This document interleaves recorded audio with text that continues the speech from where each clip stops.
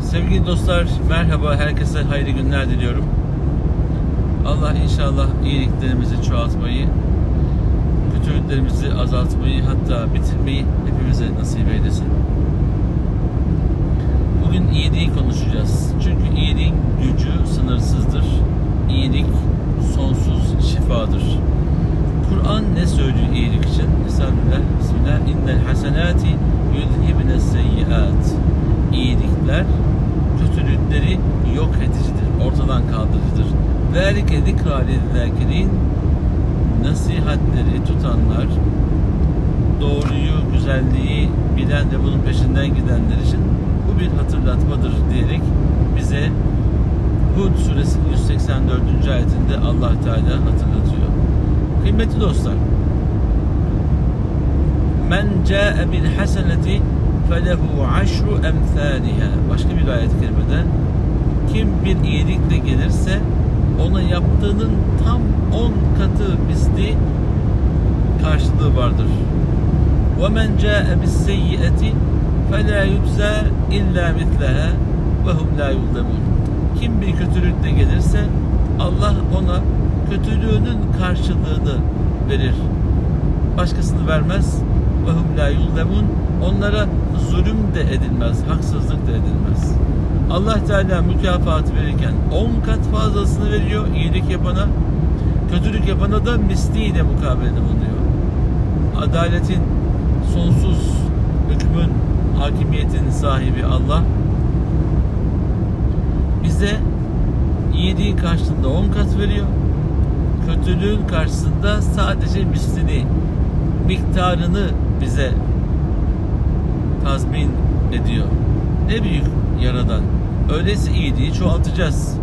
İyiliği çoğaltmak için affedici olacağız. Sevgi yüklü olacağız ki olanı verelim. Ama katı kalpli insana iyilik yaptığımızda maalesef iyilik bulamayabiliyoruz. Hz. Ali kerremallahu vece karşıdaki insandan kötülük görebilirsiniz diye böyle bir rivayet yoluyla bizlere kadar gelen bilgi var. İyilik yaptım, kötülük buldum diyorlar ya aziz dostlar.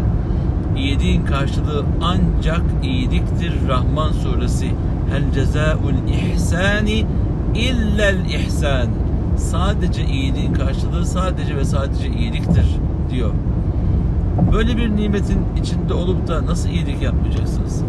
Ama katı kalpli, hasis, hasut, hasedi çok, böyle sinsice duyguları olan insanlara, adamı kullanmak, insanı kullanmak gibi hastalığa kapılmış insanların duyguları da fenadır.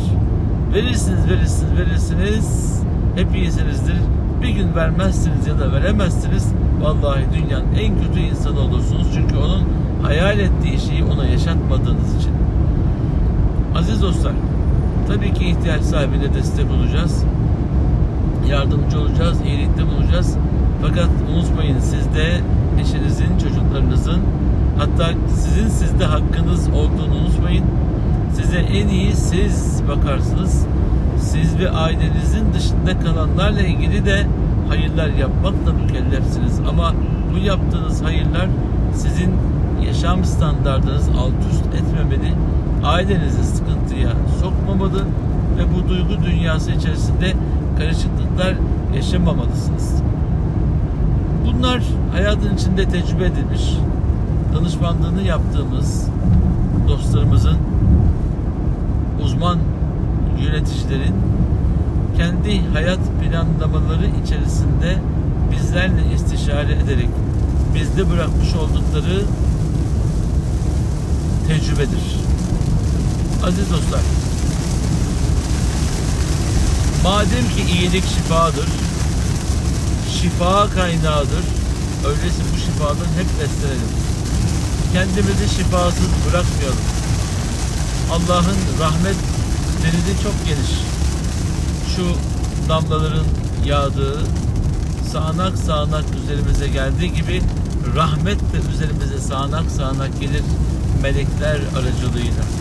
Öyleyse bize bu denli ikramın olduğu, iyiliğin olduğu, ihsanın olduğu bir yaşamın içerisinde biz de başkalarına iyilikte bulunmalıyız. İhsanda bulunmalıyız. Yardımda bulunmalıyız. İyilik eden iyilik budur. İyiliği artıralım. Güzelliği artıralım. Temizliği artıralım. Paylaşımı artıralım ki etrafımız, ailemiz, ülkemiz, tüm dünya huzur bulsun. Bu dünyaya darılmaya değil, dayanmaya geldik. İnsanlara iyilik yaptığımızda Allah Teala hem karşıya güzel bir duyguyu veriyor, huzuru veriyor, hem bize veriyor. Öyleyse biz iyiliği kendimize adet edinip hem kendimizi hem başkalarını sevindirmeyi bilmeliyiz. Şurada tenakkuza, çelişkiye düşmeyelim. Hem dikkat edin verirken diyorsunuz, hem de bolca verin diyorsunuz. Kendinizi kullandırırca vermekten bahsediyorum bunu söylerken. Karşıdaki insan siz nasıl olsa vereceksiniz diyerek yersiz borçlanmalara geliyorsa bu sizin onun hayatını alt üst etmeniz, iyilik yapayım derken kötülük etmeniz demek oluyor. Ben bundan bahsediyorum. Aziz dostlar, herkesi kalkındırmak, ayağa kaldırmak, hayata tutunacak emellerini, eylemlerini gerçekleştirecek dokunuşları yapmak dinimizin güzelliklerindendir. Ortak olmak, karşıdakini kazandırmak nimetlerin en güzellerindendir. Ancak karşıdaki insan sizin bu iyi niyetinizi suistimal, kötü yere kullanıyorsa buna müsaade etmeyiniz. Allah Teala inşallah böyle güzel, doğru, dürüst, ilkeli, güzel iş yapan insanlarla bizleri var eylesin. İyiliğin karşılığı ancak iyilikse bazen iyilik yaptığımız insanlardan bize iyiliğin karşılığı gelmeyebilir. Ayni olarak bizatihi kendisinden bize iyilik geleceğini beklemeyin. Bilakis oradan farklı tepkiler gelebilir. Eğer katı kalpli, katı düşünceli, eksik bilgili sizin yaptığınız iyiliğin altında ezilir ve arkanızdan iş çevirmeye başlar. Ben bu parayı almadım, böyle bir borcu hatırlamıyorum, bana suç isnat ediyorsunuz diyerek bir de hakaretamiz sözlerle karşı karşıya kalabilirsiniz. Bazen verdiğiniz parayı yakarsınız. Bazen alacağınızı unutursunuz. Hayatımızda çok insan geldi geçti. Kaç tane insandan alacağımız var. Borçlu olduğunu bile bile hala bu şekilde yaşayan insanlar var. Nasıl olsa Selman Hoca bir şey demez. Ya Selman Hoca bir şey demez de Selman Hoca'nın ve sizin hepimizin Rabbi olan Allah buna razı olmaz ki. Borç ödenmek için vardır. Hepimizin birbirimize maddi manevi borcu vardır ama para alacağı, menfaat alacağı hususunda kimse kimseden geri kalmamalı. Kimse kimsenin altında ezilmemeli. Kimse kimseyi kullanmamalı. Vadede de kullanmamalı. Ödeme planlamasında da kullanmalı. İşlerin devamı, bekası anlamında da kullanmamalı. Komşunuzdan 1 kilo patates borç aldıysanız aman öderiz demeyin. Hemen ertesi gün 1 kilo patatesin yanında küçük bir ikramla teşekkür edin. Borçsuz uyuyun, borçsuz uyanın. Zira kimin ne zaman nefesini, son nefesini tüketeceğini bir tek Allah bilir. Ruhun bedenden ne zaman çıkacağına her şeyi karar veren, her şeyin sahibi, her şeyin şarii, kural koyucusu olan Allah karar verir. Aziz dostlar, iyiliğin dünyada azalmaya yüz tuttuğunu zannettiğimiz şu içinde bulunduğumuz günlerde biz iyiliğin bayrak tutanı, öncüsü, tamamlayıcısı, devamlı takip edeni olalım inşallah. Ne kadar güzeldir iyilik yapmak.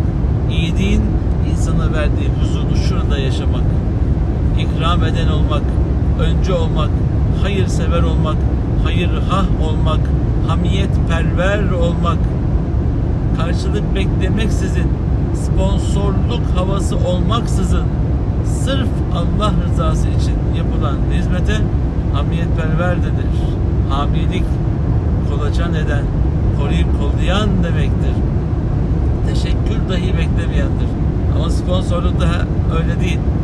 Ben para veririm, destek olurum, markamı orada yayınlayacaksınız.